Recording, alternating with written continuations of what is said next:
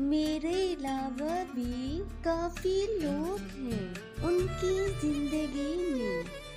अब मैं रहूं या ना रहूं, क्या फर्क पड़ता है।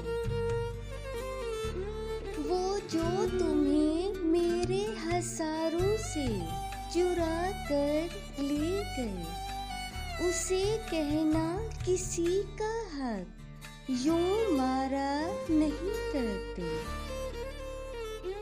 कदर और वक्त भी कमाल के होते हैं, जिनकी कदर करो वो वक्त नहीं देता, और जिनको वक्त दो वो कदर नहीं करता।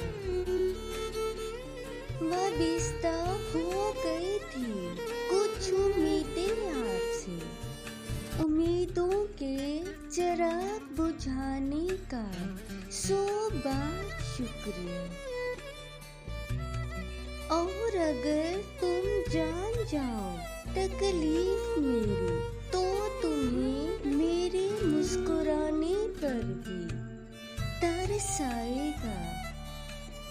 तुमने सोचा बहुत मिल जाएंगे चाहने वाले, ये ना सोचा फर्क होता है चाहतों में भी।